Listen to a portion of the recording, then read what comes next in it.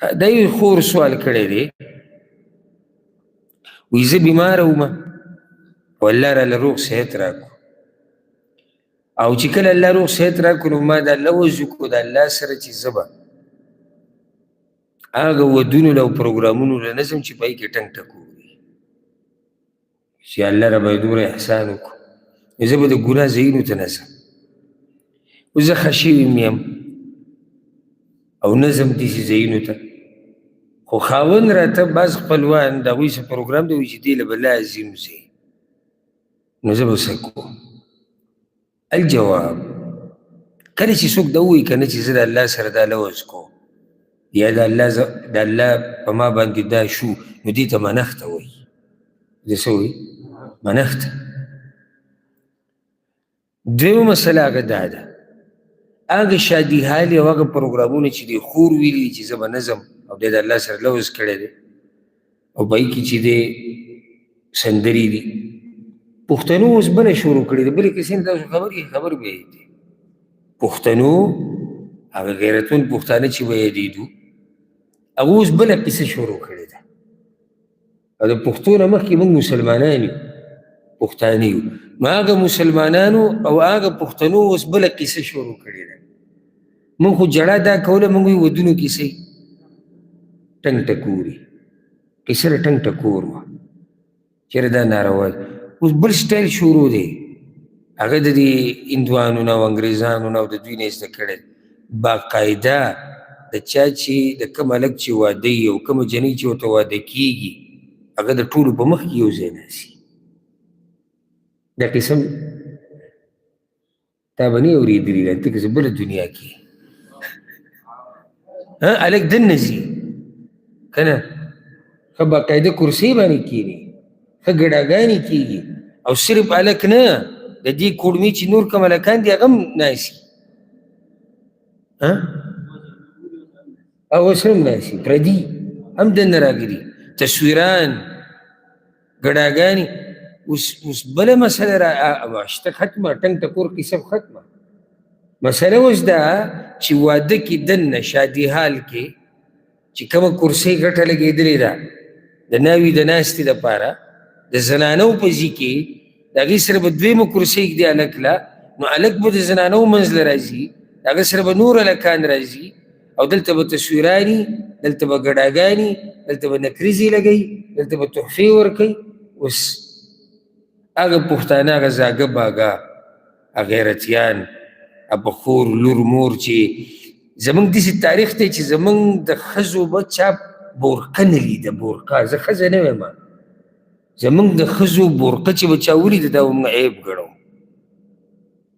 چې د دوی د ښځې صادر، بورقه، پړونې هغه چا لیدلی دی. پښتانه دومره غیرتمند دي، یا به تعبیر صحیح کم وو، اوس لږ دي، د زنانو جامې چې وینځي دا به په پړي باندې نه اچوي، معلومه به وي تاسو ته، نو دې کیسې دي. نه، د زنانه جامې به په پړي باندې نه اچوي. اوس ثابته زنانه د پردي سړي په مخ کې ګډېږي راګډېږي او دی ورته خاندي راخاندي، او دی بهر ناست دی مېلمنو سره، منګه جي پلاني نسب والا او پلاني قوم والا، او منګه غیرتیان، او منګه په 2 فوټه باندې منګه چې دی بلو 4 کسان وجلي دي، زمونږ نه څوک ځمکې نشي اخیستی، او دننه حال سره روان دی او تا ول ځان دې نه خبر کړه. اوس بل اختلاط د هلکانو او د جنکو، دا بل ناروا کار شروع شوی په ډېرو قومونو کې، دا کار و، اوس موږ طرف ته هم راواوړېد. ښه، نو دې خور ته موږ دا وایو، دا ته چې وایي چې زه دغه ځایونو ته نه ځم، هلته سندري، دلته اختلاط دی، هلته زنانه بې پرده کېږي، نو دې ته تله ناروا دي د 2 خبرو د لاسه د دې خور دپاره. یو ده بغیر د منښتې نه به هم داسې ځایونو ته نه ځي، خبره د منښتې نه ده، داسې ځایونو ته به ته نه ځي. لکه اوس ما ته زما یو خپل دعوت راکړي چې راځه واده له، ما ته پته ده چې واده کې ټنګ ټکور دی، او ما ته پته ده چې زما وس نه رسي، زه به دوی ټنګ ټکور نشم بندولی، نو زما هلته تله ناروا دي. دویمه دې زنانه تله ولې ناروا دي؟ منښت یې کړې ده، او رسول صلی الله علیه وسلم حدیث کې وایي من نذر ان یطیع الله فلیطعه، چا چې منښته وکړه چې د الله یو عبادت به کوي نو هغه عبادت دې څه کړي، هغه دې وکړي، هغه دې پوره کړي. او چې څوک منښته وکړي او په هغې کې ګناه نو بیا به راکوي.